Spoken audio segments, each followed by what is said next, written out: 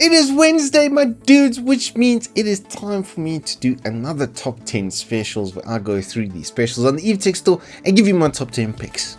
At number 10, I've thrown in the E2000 Hikvision. This isn't quite the one I reviewed, especially because this one I did the 2TB NVMe, so the read and write speeds are going to be different from what you see over here. This has a lot slower write speed. Do take note of that, please, guys. I don't want to get your hopes up. But for 750 bucks, a 256 gig SSD, it's still a pretty good price. Just even on the baseline of it being a 256 gig SSD, it's already a good price. The fact that it's an NVMe and it is 6 times the write speed of any 2.5 inch drive is really nothing to turn your nose up at. 5-year local warranty on these as well. So if you're looking for a really good OS drive that you're going to slap OS on and maybe like CS, Dota, LOL, you know, the smaller sort of esports games, then you'll have absolutely no problems with that. And I can attest to its longevity and even the performance of this little heatsink that it has on it compared to the motherboard one. There's a 4-degree difference. It went from like an average of about 50 to an average of about 54. Literally, that was the difference between the two. So yeah, they run really nicely, really good bang for buck. At number 9, I've thrown in this Hotus Thrustmaster system just because it's friggin' cool. If you're into flight sim at all, then like this seems like a really good deal because it's got a dual throttle quadrant, which I know for like twin engine planes or planes that have 2 separate wings, and you can have your right side engines on one side and your other engines on the other side, and it assists with turning. You've got a full twist grip for your rudder controls. It's got a throttle reverse or built-in thrust reverse mechanism, so it can just do like as a plane would do, full reverse thrust on takeoff and or landing at least. It's pretty cool, like, and it's made to the spec of the actual Airbus like controller, like, or joystick. Like it's just really sick all around. All of that for $2.5 grand with a 2 warranty seems like a pretty good deal on a Hotus system, if you ask me. At number 8, I've thrown in this Western Digital 4TB because I've got one, because my boy Sumi hooked me up with a bunch of fresh downloads and games and stuff like Call of Duty, which is like 250 gigs, and I survived with like a 600 gig package, so it was going to obviously slut me. I'm still on LTE because only my road doesn't have fiber, of course, but we make do. What I didn't have to make do with at all was honestly this 4TB drive, which has really good transfer speeds.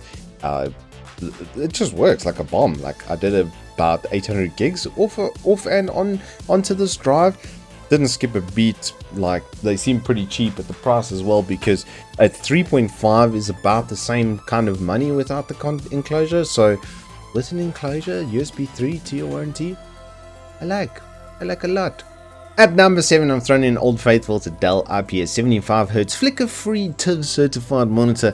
It's got eye care protection. It's really good as a crossover environment. It's got FreeSync Premium, but it's more, I would say, officey, like crossover sort of thing with design and all of that sort of stuff being taken care of by the IPS technology. 300 nits brightness, 4 millisecond response time. Good all-around, pretty solid panel with a 3-year warranty.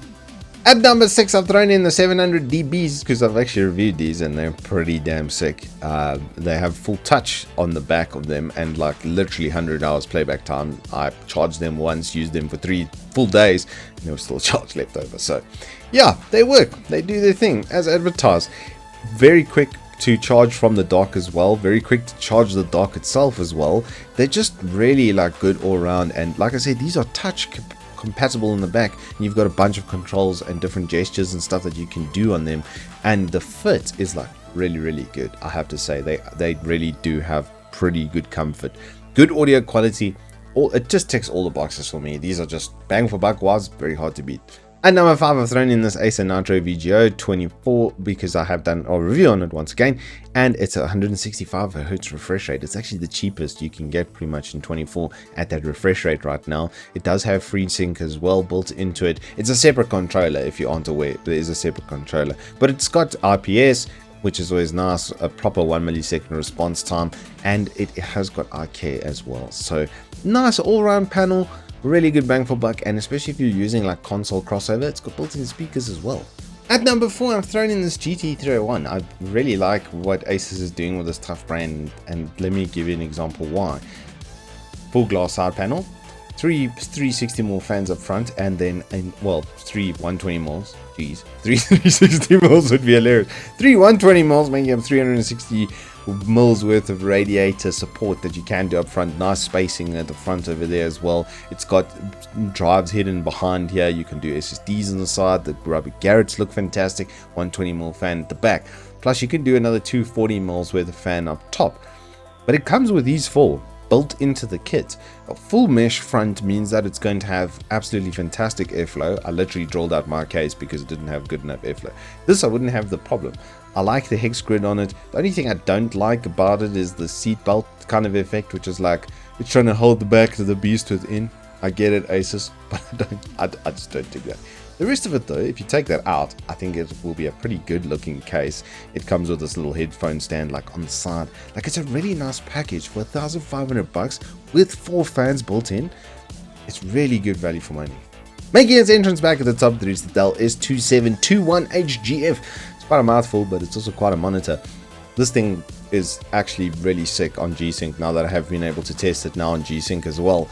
It's actually massively different from AMD, and it's maybe something I'll put onto my YouTube channel a little bit later, the difference between like all my experiences with this and how viscerally different they were.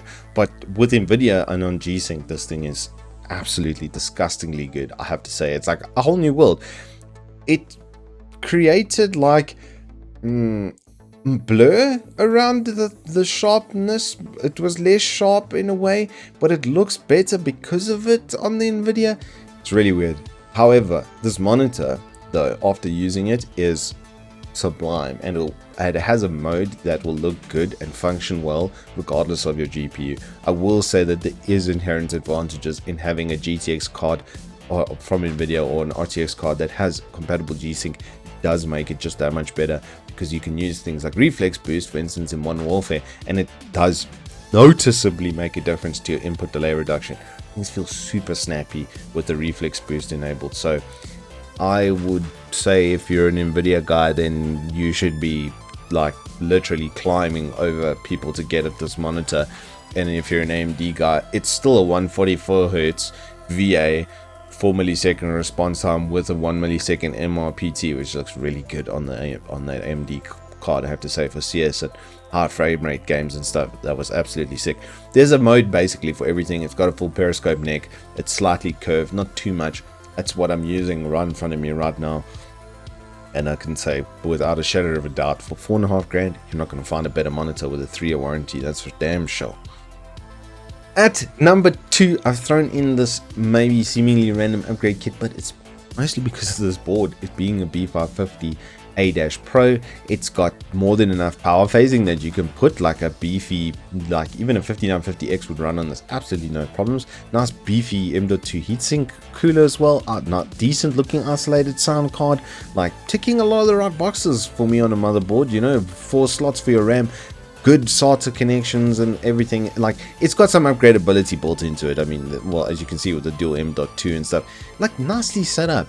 Plus, you get a Ryzen 5 3600, which is still a really good processor, 6-core and 12-thread. It's still really good processor, especially if you're doing gaming work crossover with your machine.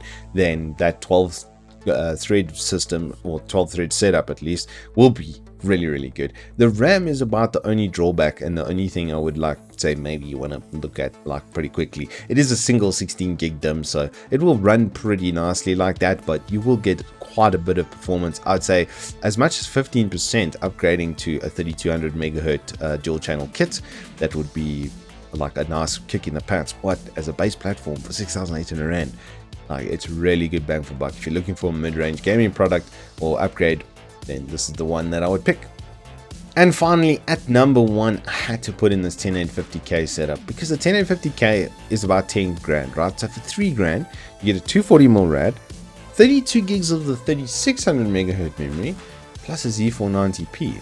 This has enough power phasing that you will be able to overclock this processor somewhat. The 10850K has a slightly better TDP than the 10900K. It's actually maybe a bit of a better overclocking platform than the top chip, which seems a bit weird, but in the reviews and benchmarks and stuff that I've seen, this thing is very comparable to that and sometimes better. So with the 240mm cooler on it, look, these things do chow out like up to 250 watts worth of power, which is pretty rough for a CPU. But with the RAM being dual channel, and with that and with the board, like this at 13 grand is a disgusting upgrade kit, and it looks like actually quite a lot of fun.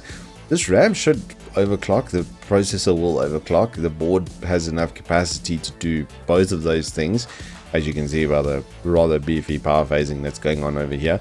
Thank you ASUS for doing this on a Prime series motherboard. You know, this is why I love ASUS, honestly, because it's nicely overkill in all the right ways, and this cooling is just, well, I'm using the 280mm rad on my 3950X, and when I render I hit like 70.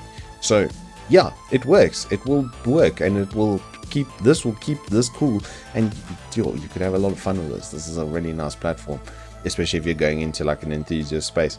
I'd say if you're not looking at like a 2070 Super and up sort of level, 3060 Ti, you know, even the 3060 I suppose, but yeah, that kind of level up with this, it's gonna bang hard.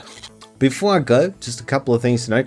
If you guys are doing orders today, they will probably only be delivered next week. They should still be dispatched this week. I have checked with the guys, but then all orders will be closed from the 2nd to the 6th. Just be aware of that. And we won't have any content for you next week. Oh, I know, big R. So yeah, but I'm gonna have a nice little break. It's been a bit of a chaos time with all the load shedding, so hopefully none of that over the Easter break, and I wish you all safe travels, and that you maybe spend the time with your family. You know, it's a difficult time and stuff, so let's pull together, spend time with friends and family, and I will see you on the flip side.